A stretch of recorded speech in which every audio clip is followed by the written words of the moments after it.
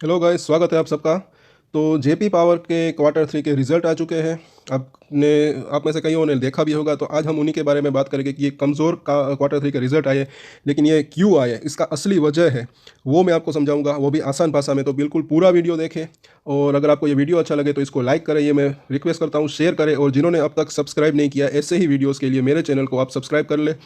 तो अभी इसके देखें तो 13 तारीख को इसके क्वार्टरली रिजल्ट आए थे, और इसके अंदर जो है थोड़ा सा डिसअपॉइंटमेंट हुआ, लॉस डिक्लेयर किया है कंपनी ने। लेकिन ये क्यों किया है, इसी के बारे में हम चर्चा करेंगे। तो सबसे पहले तो मैं आपको लेकर चलूँगा इसके जो रिजल्ट आए थे उन्हीं के कंपनी की जो है उसकी डिटेल। यहाँ पर देखें तो थोड़ी सा मैंने जूम किया है, और यहाँ पर देखें तो सबसे पहले तो हम जो कंसोलिडेट रिजल्ट है, ये आप देख सकते हैं। ये स्टैंड लोन रिजल्ट है और ये कंसोलिडेट। हम कंसोलिडेट रिजल्ट देखेंगे।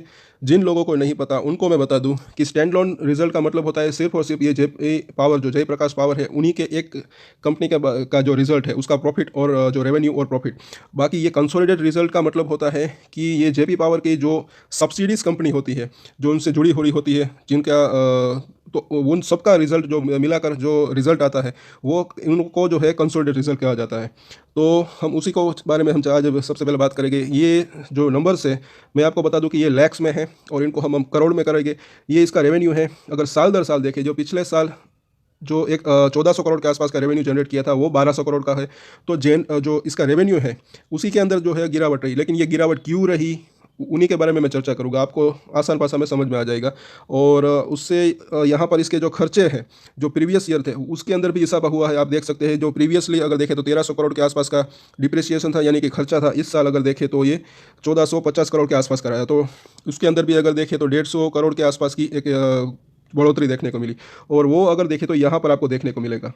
और जो पिछले साल 950 करोड़ के आसपास का खर्चा, इस साल 1350 करोड़ के आसपास। और ये कौन सा खर्चा है, तो उसको आप देखेंगे तो यहाँ पर बताया जा रहा है कि cost of materials and operation expenses. और ये हो सकता है कि ये जो फ्यूल चार्जेस है, जो ये कोल से बिजली उत्पन्न करते हैं, साथ ही साथ थर्मल पावर जो है, तो उनके अंदर आप सब जानते हैं कि पिछले समय में क्रूड ऑयल के प्राइस जो है काफ़ी ज़्यादा तेज़ थे। तो उसी वजह से जो है ये खर्चा थोड़ा सा बड़ा है, उस वजह से जो है प्रॉफिट मार्जिन भी घटे हैं। और साथ ही साथ तो ये अगर देखें तो इसका रिजल्ट तो आप तो लोगों में कई लोग जो है उन्होंने जान लिया होगा। तो यहाँ पर देखें तो ये 106 करोड़ के आसपास का पिछले साल इसका जो है नेट प्रॉफिट था। इस साल जो देखें तो 218 करोड़ के आसपास का घाटा हुआ है। और इसकी असली वजह और नीचे है, यहाँ पर मैं आपको अगर दिखाऊं तो साथ ही साथ अपनी ये जो एक सीमेंट प्लांट है उनको भी बेचने की इसकी अपडेट है। तो उसके बारे में भी हम चर्चा करेंगे। यहाँ पर देखें तो इस पेज के ऊपर ये जानकारी दिखाई गई है, अभी आ जाएगा। और यहाँ पर एक सेकंड, जी हाँ फ्रेंड्स, ये यहाँ पर है। इस आर्टिकल को, मतलब आर्टिकल नहीं, ये खुद कंपनी की ही जो रिजल्ट जो डिक्लेयर किया है उन्हीं के बारे में है। तो आपको दिखाई दे रहा होगा कि ये सीमेंट प्लांट जो है 2 MTA, 2 metric ton per annum, जो कि JP Nigrie cement grinding unit जो है उनको बेचने की इनकी योजना है। और यहाँ पर ये 10 तारीख को जो है इनके ऊपर चर्चा शुरू हुई थी, और 12 दिसंबर को भी ये चर्चा आगे बढ़ी है, और ये प्रोसेस में है अभी। और इसका जो एक ही ऑब्जेक्टिव है इसके अंदर, जैसे कि आप देख सकते हैं कि यहाँ पर बताया जा रहा है कि जो इसका जो डेट है, यहाँ पर ये बताया गया है कि अपना जो डेट का जो है रिडक्शन करना चाहते हैं। कंपनी के ऊपर पिछले समय में, पिछले सालों में काफ़ी ज़्यादा डेट था, वो उसने ऑलरेडी कम किया है। अभी भी अगर देखें तो 5000 करोड़ के आसपास का डेट है। तो उसी प्रोसेस को ये आगे बढ़ाते हुए ये काम जो है और यहाँ पर आगे बढ़ रहा है। जैसे ही ये इस यूनिट को बेचेंगे, सीमेंट का भी ये लोग उत्पादन करते हैं, तो उनका जो पैसा आएगा उनका जो है वो डेट पे करेंगे। तो वो काफ़ी बढ़िया है। एक चीज़ और है, अगर आप यहाँ पर देख पा रहे हो कि यहाँ पर ये जोशी मठ के अंदर ये जो इसका जो यूनिट है विष्णु प्रयाग का, आपने इसका जो है न्यूज़ चैनल के ऊपर पिछले समय में देखा भी होगा, कुछ लैंडस्लाइड हो गई थी। और वहीं पर जो है इसका एक प्लांट है, हाइड्रो इलेक्ट्रिक प्लांट, यहाँ पर आप देख सकते हैं। और and near by areas have in the past 1.5 month, यानी कि 1.5 महीने पहले का यहाँ पर ये एक्सपीरियंस बताया जा रहा है कि ये क्रैक हुआ था, ये टूट गया था थोड़ा सा, उसमें अंदर जो है थोड़ा सा डैमेज हुआ था। और रेसिडेंशियल जो बिल्डिंग है, और उसका रीज़न है लैंड स्लाइड जो है सब्सटेंस, जो कि ज़मीन जो है थोड़ी सी धंस गई थी, उस वजह से उसमें से थोड़ा सा डैमेज हुआ था। तो इस प्लांट के जो है वहाँ पर बिजली के जो है थोड़ा सा उत्पादन रुक गया था, और उस वजह से भी जो है इसका रेवेन्यू थोड़ा सा कम आया होगा। और ये दोनों ये एक जो है एक बड़ा रीज़न हो सकता है इसका जो रिज़ल्ट है वो कमज़ोर आने का। लेकिन आगे यहाँ पर बताया जा रहा है कि अब इसका जो है काम चल रहा है, आगे आने वाले समय में फिर से जो है वहाँ पर बिजली का उत्पादन शुरू हो जाएगा। जो भी दिक्कत थी इसको आप जो ये प्रीवियसली अगर देखें तो इसका ये न्यूज़ में भी आया था, आप सब जानते होंगे, कई लोग इसके वो जानते होंगे। जो लैंड थी वहाँ पर थोड़ी सी खिसक रही थी, उस वजह से जो इसके अंदर थोड़ा सा डैमेज हुआ था। विष्णुप्रयाग का जो हाइड्रो इलेक्ट्रॉनिक जो प्लांट है उसके ऊपर की यहाँ पर बात हो रही है, और यहाँ पर इसके ऊपर भी बताया गया है। साथ ही साथ अब अगर इसके मैं सीमेंट यूनिट की बात करूँ, ये कंसोलिडेशन इसके जो है इसका रिजल्ट है। फिर से इसके अंदर देखें तो एक आप देख सकते हैं ये कंसोलिडेट रिजल्ट है। और यहाँ पर मेन चीज़ें जो है वही मैं आपको बताऊंगा। यहाँ पर आप देखें तो इसके कुछ सेगमेंट वाइज इसके रेवेन्यूज़ और नेट प्रॉफिट है। यहाँ पर आप देख सकते हैं ये सेगमेंट वाइज है। पावर सेक्टर में अगर देखें तो 880 करोड़ के आसपास का इसने जो है रेवेन्यू जनरेट किया, उसमें से प्रॉफिट अगर की बात करें तो 6 करोड़ के आसपास का। कोल के अगर देखें तो उसके अंदर 132 करोड़ से इसका रेवेन्यू और जो प्रॉफिट है वो 7 करोड़ के आसपास। लेकिन यहाँ पर सबसे दिक्कत वाली बात अगर देखें तो अदर सीमेंट ग्राइंडिंग और ETC अगर यहाँ पर देखें तो इसका रेवेन्यू अगर देखें तो सिर्फ और सिर्फ 33 लाख रुपए के आसपास है। यहाँ पर जैसे कि आप देख सकते हैं, अगर आप नीचे देखेंगे यहाँ पर इसका जो ये सेगमेंट वाइज ये रिजल्ट है, मतलब कि प्रॉफिट और लॉस कितना हुआ। तो यहाँ पर इसका अदर सीमेंट ग्राइंडिंग इस वाले पार्ट को ज़रा देखिए, ये 47 करोड़ का सिर्फ इसको लॉस ये सीमेंट ग्राइंडिंग के जो सेक्टर के ऊपर जो रेवेन्यू और प्रॉफिट के उसके ऊपर हुआ है। तो ऐसे ही एसेट जो है ये लोग बेचने की तैयारी में है, जैसे कि हमने प्रीवियसली देखा। तो जैसे ही अगर ये डील होती है और सक्सेसफुली ये अगर इसको बेच देते हैं जो कि लॉस मेकिंग एसेट्स है या फिर नॉन प्रॉफिटेबल जो एसेट्स है, तो एक तो इसका जो ब्याज की ये ब्याज पे करते हैं, इंटरेस्ट कॉस्ट जो है वो कम होगी। साथ ही साथ जो इसका ये लॉस ये लोग उठा रहे हैं उसके अंदर भी काफ़ी कमी होगी। तो इस हिसाब से जो है इसके प्रॉफिट जो है आने वाले समय में बढ़ सकते हैं। और यहाँ पर देखें तो ये तो बात हुई इनकी जो रिजल्ट आया था उनकी बारे में। और अब भी अगर आपके कुछ सवाल है तो मुझे नीचे कमेंट कर पूछ सकते हैं। आसान भाषा में मैंने आपको समझाने की कोशिश की कि कंपनी की परफॉर्मेंस जो है इस क्वार्टर के अंदर खराब आई, लेकिन आने वाले समय में ये कंपनी का क्योंकि काम अच्छा खासा चल रहा है, कोशिश कर रही है कंपनी अपने बैलेंस शीट को सुधारने की, तो वो काफ़ी जो चीज़ है मुझे पॉजिटिव यहाँ पर लग रही है। कंपनी काफ़ी बढ़िया है। जो लोग इसके अंदर होल्डिंग रखते हैं आपने अच्छी कंपनी चुनी है ऐसा मुझे लग रहा है, और आप अपनी होल्डिंग कंटिन्यू कर सकते हैं। अभी इसका प्राइस कहाँ पर जा सकता है शॉर्ट टर्म में, मीडियम टर्म में और लॉन्ग टर्म में, वो भी हम चर्चा करेंगे। तो बिल्कुल पहले तो वीडियो के अंदर बने रहे। फिर से रिक्वेस्ट करता हूं कि जिन्होंने सब्सक्राइब नहीं किया सब्सक्राइब ज़रूर कर लें हमारे चैनल को। तो छोटा सा एक इसके जो है इसका मार्केट कैप के बारे में भी हम जान लेते हैं। 4750 करोड़ के आसपास का मार्केट कैप है। पी रेशियो देखें तो 48 के आसपास। Return on capital employ 7.5%, return on equity 1%।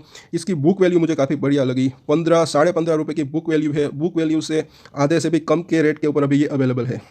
Book value का मतलब होता है कि जो उसकी कीमत अगर देखें पर शेयर इतनी है, लेकिन अभी कंपनी का परफॉर्मेंस जो है थोड़ा सा अभी देखें तो अंडर परफॉर्म है, इसी वजह से शेयर का प्राइस भी अभी अंडर परफॉर्म काम कर रहा है। बुक वैल्यू का मतलब कि जो इसका टोटल एसेट होते हैं उनके ऊपर अगर लायबिलिटी जो कि उसका डेट होता है उनको अगर हम बात कर दें तो जो पैसे बचते हैं उनको जो पर शेयर अगर हम गिनती करें तो वो होती है बुक वैल्यू, उनसे भी नीचे ये काम कर रहा है। तो काफ़ी बढ़िया यहाँ पर इसकी प्राइस के ऊपर अभी अवेलेबल है। यहाँ पर देखें तो इसका 52 वीक हाई अगर देखें 9.5 रुपये, 52 वीक लो 5.5 रुपये के आसपास। फेस वैल्यू भी अगर इसकी देखें तो 10 रुपये है, 10 रुपये की फेस वैल्यू है, उससे भी नीचे अभी ये काम कर रहा है।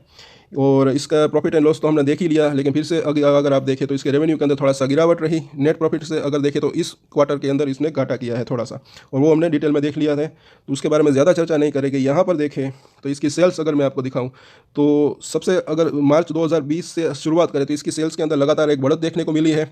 यहाँ पर इसका परफॉर्मेंस थोड़ा सा पुअर था, यहाँ से लेकर यहाँ तक अगर देखें तो अच्छा खासा परफॉर्मेंस था। बीच में यहाँ पर थोड़ा सा बिगड़ गया था, अब इसके अंदर फिर इसके जो रेवेन्यू है उसके अंदर इंप्रूवमेंट देखने को मिल रहा है। और जो ये यहाँ पर इतना ज़्यादा मार्च 2000 में 2100 करोड़ के आसपास का लॉस किया था, लॉस से ये प्रॉफिट में कंपनी ऑलरेडी यहाँ पर आ चुकी है। यहाँ पर ये दिख रहा है, ये साल दर साल रिजल्ट है। और ये इसकी बैलेंस शीट भी हम देख लेते हैं। पहले भी मैंने बताया था ये इसकी बोरोविंग है। ज़रा यहाँ पर इसकी बोरोविंग देख, बोरोविंग का मतलब बताया कर्जा, 25,000 करोड़ 30,000 करोड़ इतना ज़्यादा कर्जा था कंपनी का। और अभी इसका देखें तो उसने अपने कर्जे को काफ़ी ज़्यादा अच्छे से मेंटेन किया है। सिर्फ और सिर्फ 5,000 करोड़ से भी कम का कर्जा सितंबर 2022 तक रह गया है, और ये आगे और कम करते जाएंगे अपने कर्जे को। अभी इसका प्लान यही है, जैसे कि हमने देखा कि सीमेंट यूनिट का और जैसे जो भी ऐसे एसेट है वो बेचने की कोशिश करते हैं। तो इनसे जो ये इंटरेस्ट कोस्ट जो अभी ये पे करते हैं, कम से कम मुझे ऐसा लग रहा है कि ये 5,000 करोड़ के आसपास का ये कर्जा है। 500 करोड़ तो ये सिर्फ और सिर्फ अपने ब्याज पे करते होंगे, उसके ऊपर 10% के हिसाब से आसपास अगर आप एक राउंड फिगर इंटरेस्ट को अगर कैलकुलेशन करें तो वो पैसा अगर बचेगा जब इसका तो इसका नेट प्रॉफिट भी जाहिर तौर की बात है कि उसके अंदर भी इजाफा ही होगा। और अब इसका पीयर कंपैरिजन हम देख लेते हैं। इसके अंदर देखें तो ये सारे के सारे इसके लिस्टेड पीयर्स हैं, और मुझे जो चीज़ लग रही है कि ज़्यादातर अगर जेपी पावर की मैं बात करूं तो वो टाटा पावर जो है उनके साथ इसका पीयर कंपैरिजन आप ज़्यादा अच्छे से कर सकते हैं, क्योंकि कहीं ना कहीं दोनों ही अगर देखें तो प्राइवेट क्षेत्र की कंपनी है। और टाटा पावर अगर देखें तो वो भी ग्रीन एनर्जी के ऊपर भी काम करती है, और जो है जो के ऊपर, फ्यूल से जो एनर्जी बनती है उनके ऊपर भी काम करती है। सेम चीज़ जेपी पावर की भी है, वो जो वाटर प्लांट जैसे कि हाइड्रो इलेक्ट्रिसिटी प्लांट है वहाँ पर भी काम करती है, तो वो उसका मतलब होता है कि वो ये उसको ग्रीन एनर्जी ही माना जाएगा। जो डैम्स होते हैं रिवर्स के ऊपर, उनसे जो पानी निकलता है उससे ये भी ये इलेक्ट्रिसिटी पैदा करते हैं, और साथ ही साथ जो कोल होते हैं उनसे भी ये बिजली को जो है पैदा करते हैं। तो दोनों ही का बिजनेस जो है लगभग लगभग सेम है। तो अगर बाई चांस अगर इसके अंदर जेपी पावर की मैं बात करूँ तो ये आधा 0.5 रुपये से लेकर 1 रुपये का भी ईपीएस इस साल में आना तो थोड़ा सा मुश्किल है। अगर ये लॉस नहीं हुआ होता तो हो सकता था कि इसी साल इतना ईपीएस ये पोस्ट कर दे, लेकिन आने वाले साल के अंदर ये इतना 1 रुपये के आसपास का ईपीएस पोस्ट कर दे, और अगर इसको हम 10 से 20 के पी के रेशियो के ऊपर अगर हम कोट करें तो इसका प्राइस जो है 10 से 20 रुपये की तरफ आ सकता है आने वाले समय में, आने वाले साल में। हो सकता है थोड़ा सा देरी लगे, 1 से 2 साल के अंदर अंदर। तो शेयर जो है अभी अच्छे खासे प्राइस के ऊपर अवेलेबल है, ऐसा मुझे लग रहा है। और ये इसकी शेयर होल्डिंग पैटर्न है। इसके अंदर जो है मुझे काफ़ी प्रीवियसली भी मैंने बताया था, काफ़ी अच्छी बात लगी कि एफआईआईस की अगर मैं बात करूं तो लगातार इसके अंदर अगर देखें तो एक इंक्रीजमेंट हो रही है। यहाँ पर आप देख सकते हैं कि 2020 में, मार्च 2020 में सिर्फ 0.5% एफआईआईस ने इसके अंदर होल्डिंग रखते थे, वो अभी अगर देखें तो 3.5% से भी ऊपर की एफआईआईस की इसके अंदर होल्डिंग है। साथ ही साथ डीआईआईस भी अगर देखें तो उसकी भी होल्डिंग 22% के आसपास है। हालांकि यहाँ पर अगर देखें तो डीआईआईस पहले 40% होल्डिंग रखते थे, उसके अंदर देखें तो थोड़ी सी कमी आई है, लेकिन एफआईआईस की बाइंग अगर हो रही है तो एफआईआईस इसके अंदर इंटरेस्टेड है, तो कहीं ना कहीं वो इसके अंदर एक वैल्यू देख रहे होंगे, ऐसा मुझे लग रहा है। पब्लिक के पास अगर देखें तो 50% की होल्डिंग है, प्रमोटर के पास 24% की होल्डिंग। और अब इसके चार्ट के ऊपर चर्चा कर लेते हैं। तो सबसे पहले इसके डेली चार्ट को हम देखेंगे। यहाँ पर देखें तो इसका एक रिजल्ट आया था, उसके बाद एक गैप डाउन ओपनिंग हुई थी। अब इसने जो है गैप फिल कर लिया है और अपने 21 दिनों के मूविंग एवरेज से फिलहाल ये नीचे काम कर रहा है। तो फिलहाल अगर मैं आपको बता दूं कि ये अभी एक मुझे जो रेंज दिख रही है इसके अंदर, वो एक लिमिटेड रेंज दिख रही है, एक नैरो रेंज में अभी ये काम करेगा, ऐसा मुझे लग रहा है। और उससे पहले मैं आगे बढ़ूँ, सबसे रिक्वेस्ट है कि अगर वीडियो अच्छा लगे तो लाइक ज़रूर करें, शेयर करें, अपने दोस्तों को भी साथ शेयर करें, और जिन्होंने सब्सक्राइब नहीं किया है वो सब्सक्राइब कर ले। आपका कुछ सवाल है तो मुझे नीचे कमेंट करके पूछ सकते हैं। यहाँ पर देखें तो जैसे कि मैंने बताया कि एक गैप डाउन यहाँ पर खुला था, उसके बाद देखें तो 4-5 दिनों से इसके अंदर एक तेज़ी देखने को मिली। यहाँ पर इसने ऑलरेडी ये गैप को फिल कर लिया है। अब मुझे ऐसा लग रहा है कि ये जब तक 21 दिनों के मूविंग एवरेज से ऊपर नहीं निकलता, वो भी अच्छे खासे वॉल्यूम के साथ, तब तक इसके अंदर कोई फ्रेश तेज़ी नहीं आ सकती। ये मैंने पहले भी बताया था। और फिलहाल जो मुझे इसकी रेंज दिख रही है, यहाँ पर इसने अगर देखें तो 6 रुपये के आसपास का एक लो बनाया था, तो नीचे में 6 रुपये, ऊपर में 7 रुपये, इसी रेंज के ऊपर इन द शॉर्ट टर्म ये काम करेगा, ऐसा मुझे लग रहा है। फिलहाल अगर देखें तो इसके अंदर कल या आज अगर देखें तो थोड़ा सा एक इसके अंदर करेक्शन सा आ सकता है, लेकिन छोटा सा, अभी बहुत ज़्यादा नहीं। अब इसके वीकली चार्ट को भी हम देख लेते हैं। यहाँ पर भी अगर देखें तो इसका 200 वीक का जो मूविंग एवरेज है वो 5 रुपये और 65 पैसे के आसपास है। ये जो ब्लू कलर की लाइन्स है उसी के आसपास अगर आप देखें तो यहाँ पर इसने एक उससे थोड़ा सा ऊपर ही इसने एक सपोर्ट लिया, और वहाँ से इसके अंदर थोड़ी सी तेज़ी आई। अब वापस एक ये बाउंस बैक दे रहे हैं, तो कहीं ना कहीं इन्वेस्टर्स को नीचे की तरफ अगर देखें तो वैल्यू बाइंग इसके अंदर आ रही है, इसको आप डिनाई नहीं कर सकते। हाँ, अगर मार्केट के अंदर ज़्यादा करेक्शन आया तो इसके अंदर भी थोड़ा सा करेक्शन आ सकता है, लेकिन ये 5.5 रुपये के आसपास अगर देखें तो अच्छा खासा इसके अंदर एक सपोर्ट का ये काम एरिया बन सकता है। और यहाँ पर साथ ही साथ इसने अगर देखें तो जुलाई महीने में यहाँ पर अगर आप देखें तो वहाँ पर एक लो भी बनाया था, और अब इसका जो 200 वीक का मूविंग एवरेज है वो भी 5.5 रुपये के आसपास है। तो इसी के आसपास अगर इसको एक अच्छा खासा सपोर्ट मिल सकता है। अब इसका अगर देखें तो मंथली चार्ट है, ये जब कोविड टाइम था यहाँ पर आप देख सकते हैं तो ये 1 रुपये से भी नीचे आ गया था। ये भी मैं आपको बता दूँ, जिन लोगों को पता नहीं होगा वो। तो अभी ये यहाँ पर एक कंसोलिडेशन हो रहा है। ये उसी का भी एक रीज़न हो सकता है कि जिन्होंने अगर यहाँ पर बाइंग की होगी 1 रुपये, 2 रुपये, 3 रुपये के ऊपर 4 रुपये के ऊपर, वो जो है कई लोग जो होते हैं, कोई फंड भी होते हैं, यहाँ पर देखें तो वो प्रॉफिट बुकिंग भी कर सकते हैं वापस से जब नीचे आई तब वो वापस से इसको खरीदने के लिए। और अगर इसके स्टॉक के अंदर देखें तो एक राउंडिंग अच्छा खासा बॉटम भी यहाँ पर बनाया है, और यहाँ पर इसने एक हाई बनाया था, उसी के अगर तोड़ने की कोशिश की लेकिन वो सक्सेसफुल नहीं रहा। अगर जब भी ये 10 रुपये के ऊपर निकलेगा, मुझे ऐसा लग रहा है कि ये रॉकेट गति से 12 से 15 रुपये तक भी जा सकता है आने वाले समय में, लेकिन इसके अंदर थोड़ा सा टाइम भी लग सकता है। और अब फिर से इसका डेली चार्ट मैंने लगाया, तो आप सपोर्ट को आप ज़रूर नोट करते जाइए।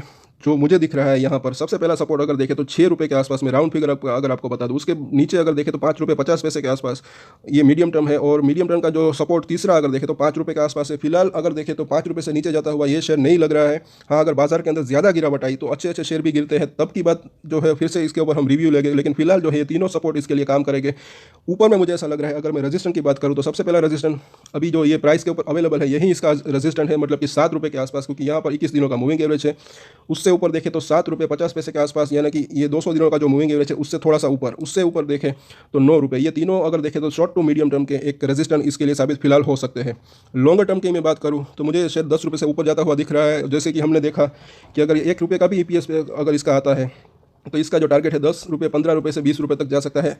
अब जब मार्केट की सिचुएशन कैसी रहेगी वो, ऐसा मुझे लग रहा है कि तब इसके ऊपर जो भी है वो डिपेंड करेगा। लेकिन ₹1 का अगर EPS आया तो ₹10 से ₹15 या ₹20 तक ये जा सकता है, ऐसा मुझे लग रहा है। फिलहाल जो लोग इसके अंदर होल्डिंग रखते हैं वो अपनी होल्डिंग कंटिन्यू रख सकते हैं और अपने हिसाब से अपने स्टॉप लॉस भी आप अगर चाहे तो रख सकते हैं। इसके अंदर देखें तो मुझे ये कंपनी काफ़ी बढ़िया लग रही है। बाकी अगर आप इसके अंदर फ्रेश बाइंग करना चाहते हैं तो आप सबसे रिक्वेस्ट है कि पहले आप अपनी खुद की रिसर्च जरूर करें, उसके बाद ही कोई डिसीजन ले। ये मैं हमेशा डिस्क्लेमर देता हूँ। और जो लोग होल्डिंग रखते हैं वो अपनी होल्डिंग को कंटिन्यू रख सकते हैं विथ आप अपने हिसाब से अपने सूटेबल स्टॉप लॉस के साथ। और मुझे ये कंपनी अच्छी लग रही है, इसका फ्यूचर अच्छा लग रहा है। बाकी अगर आपको आज के वीडियो में इतना ही, अगर आपको ये वीडियो अच्छा लगा तो इसको लाइक करें। फिर से रिक्वेस्ट करता हूँ कि अपने दोस्तों के साथ शेयर भी करें और सब्सक्राइब भी ज़रूर कर लें मेरे चैनल को।